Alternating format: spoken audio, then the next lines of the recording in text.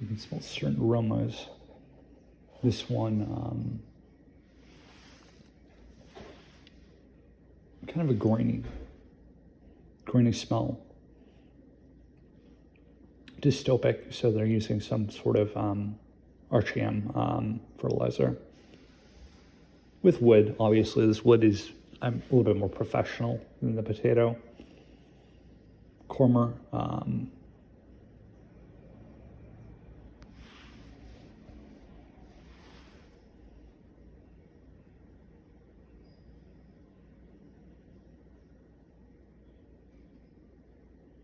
let's see, what else can you smell here? You can smell that there's some sort of chemical that's been added, probably to refreeze and retalk the chemical of the butter or the makeup of the soy inside or on the corn. Apparently grew into the leaves. And you can also smell a synfeed, which I think is a pretty big concern with food, synfeed, getting on meat and whatnot, but you can smell it like it's like a drip factor, like its factory is unqualified, maybe unqualified, like maybe it's not, it's heat exhaustive. That's a possibility. And also, of course, you have to take into account the matrix of the cup here. I mean, the cup has been probably recycled plastic somehow. You know what I'm saying?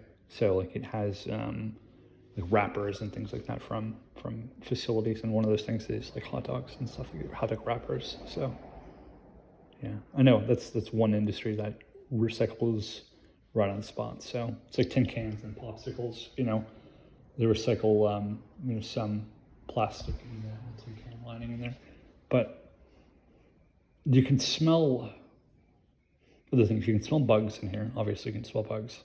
But it's been outside, so that could be it. But, they're all attracted to this cumberbine, so there's no reason they would, take on this bifocus of chemical or biochemical matter. So,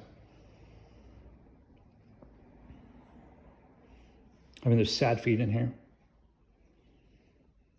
Muddling or modulating. Don't get the two confused, right? Water, you can smell the water saturation in here. Some aminophosphates. And again, you can smell that it's been frozen somehow, like it's been iced. I'm not sure if that's the aging period. I mean, it's been like on the table with different chemicals, but yeah, I mean, it's nothing really too big to deal about. But yeah, I mean, you can smell a lot of it, and it's granulose, so you can know there's different subtypes of corn in here that were touched and crossed bred with. Which was Divor Awesome or something like that. I don't know, but again, it's Brady, so brandy, or you can smell some sort of maybe brandy wood or something like that in here. Much feedbo type of plastic, which is like a ceramic basically, or yeah, you would have to look it up, but I mean, it would be like dispelled plastic. So that's anything that's eco or inkbo, that's like blue or red. And why do they use that? I mean, besides like marble or, counterfocused like a production equipment, I don't know. I mean, you would use like, I don't know, there's not really words, like the businesses don't really produce really good chemicals or, work equipment. So let's go ahead and test these things. First, let's test the, the PPM of the, as it's the corn. So check the PPM. It is reading, a little bit high here. I mean, this hasn't been stirred or anything. I'm not sure if I should stir it or not. Maybe after. But here we go. It's at a PPM of around 690, 688, and it's been sitting for around 2 months. So let's check let's check the temperature here. It says it's around 21.9 Celsius. I'm not sure what that is in Fahrenheit. Oh, that's let's see. Yeah, it's around 71.4 in Fahrenheit. And then we were checking the U parts per million, or is that the TDS? I think this is the TDS. And then the TDS shows it's quite high. It's 148 to 1480, or no, actually it's 1476 or 5 to 1480 to 1485. Yeah, so there's mid-range coma fire. Like these count coma fire. So maybe you're showing it's distinguished. I can't count the calorie intake of the inputs on the direct measure. So that means it's counter bias. So that means like every digit for like something like 1324 or 1234, like it's all diabiased. So that means the binary count is out of tone or out of focus, and that happens with a lot of chemical attention and equipment. So the big fix for that is CDF. This is a paper process, paper product in glass, uses that.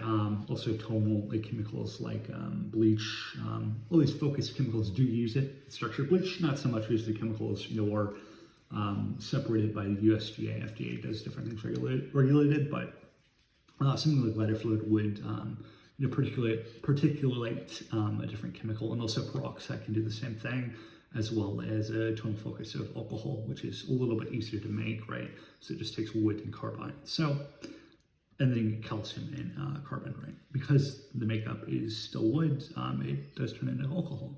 So here's pH. The pH is sitting across 7.4 and a range to, probably a per X or per Lex of about 48. I mean, I could see this relapsing or readjusting within a time membership or measurement of, something like a focus of 2.6. And that 2.6 is equatable to, around 500 ohms of what you might consider pure pressure or tonal focus or conal focus, which basically means it measures the parts per million of per like amp, or the 1 volt signal of like what a quality decimal is in a calorie. So let's go on to this one. This is the potato one, and let me go wash this so we don't cross-contaminate right now. And let's wash it with basic water.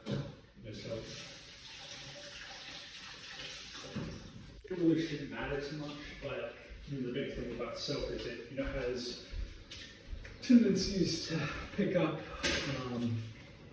chemical, absorb it, and then basically just situate it so you can pick up any more chemical basically from the focus. It's kind of like a furnace. You pick up the soap, like you pick up the iron, you bend the tweezers or the pliers, and you can no longer pick up things. It's a dangerous industry. So, and that has a big deal with criminal justice system. Basically, it says criminal justice, or I'm sorry, pipes are like the biggest industry. So that's like things like making pipes and things like that.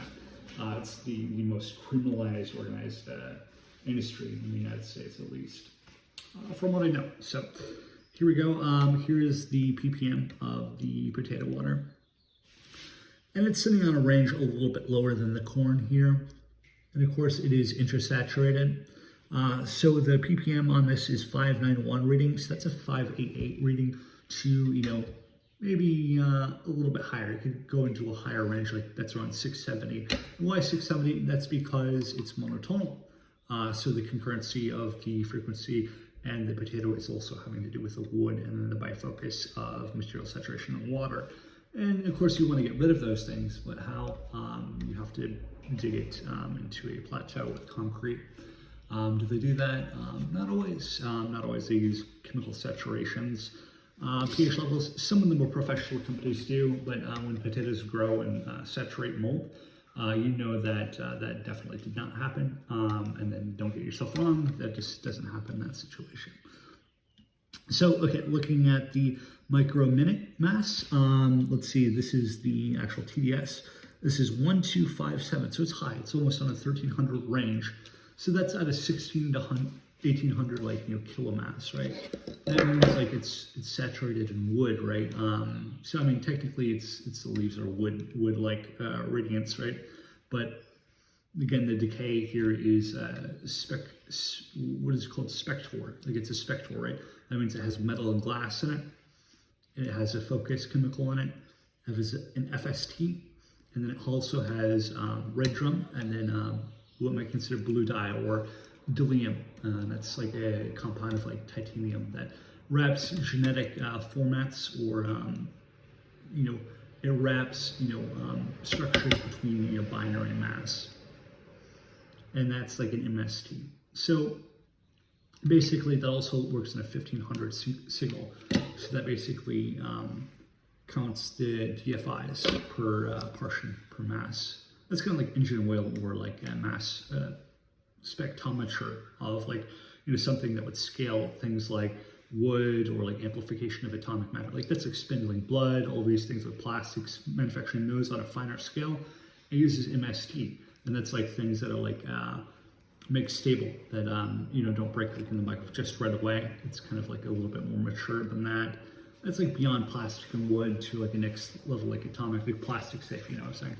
So that's even ink, that's all that MST does, and also spectrometer readers. Like, so something like that would do MFT, right? And that's, again, like wood, it's meant to determine wood frequencies, or granular activity. So that's like anything that's in a spectacular mapping. What does that mean? It means it has two growths and like two hormones, or like two cells, versus like for quadratics, and quadratics are like ages per route. What are ages per route? Per like change methodology. So that's like graphs, predictors, MPTs, MSTs. So we go on and check the pH level of this right here. This is 7.3. We're at 7.3. It says right here 7.3. So that's like 5.6 liter on a hectare or sector scale. And that's like per millions per part. The MPT is 1 million to 2 million, right? But that range is also acidic or eccentric. So eccentric means it's could be used for lighter fluid, like we have right here. It could be used for different diatonic masses, so that's like matchsticks. Also wood, carbon fiber, it could be used for carbon fiber. And then we have 5 fiber segments. So since it went up and down here, we know that it's in the 0.56 range of a pH scale, or a p-test.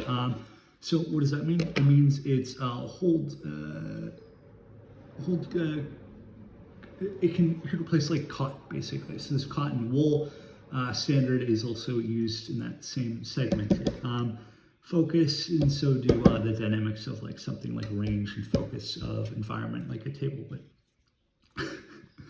And also like tobacco can be used as tobacco filler because it is monotonic. It's not monotonic. Monotonic would be like something you could feed fish, and it wouldn't fertilize or cross dilute, like an inglo focused substance. So let's go ahead and wash these off again. And again, these can be also used as fuel. Fuel cells are a great way, and also they could be used as monotonic substances for filtering water, making substrain plastics, all sorts of things. So you got to think about what you put in your body, because it's monotropic. So we're going to the weed substance, and of course this one isn't regulated like the others, which are the Potential cornways. So let's go on here. We'll check the PPM of the leaves here of the dandelion. So go on here. Set up PPM, parts per million. We'll put it in here. And it does look pretty oily from what I can see. And it's around 900 isoscopic. It is a word, but it's theoretical. Isoscopic, okay. So that means you could use dyes out of this. It could dye things. It could put skin, and it goes down actually a little bit because the oil's in here. And it's MFP, so it has dead material in here. Actually, you can see it absorb actual dead material. MST, MSD, MDD, ME1, all of these things are in this chemical makeup. And you can also see the derivatives can eat through things like MPE, MES, MSA, MAS, MRA, and MRAP is another one. But you can see the focus is MPD as well. That focus basically works on black and white structures. Like, ask them, what is black and white structures? Those are monofocus or monofoci of like cells that burn. So this is like a chemical that can shock a human or shock a user into doing the thing. It's like poison basically. It also shut off my thermometer here because it electrocuted it. But the MST you can see is the quality of which is intraprime, because it might not be able to count this chemical here because it's too monofocused. Basically, it's up 900 past 800 scales. That means it's inotropic, also meaning it could be infectious. It also means that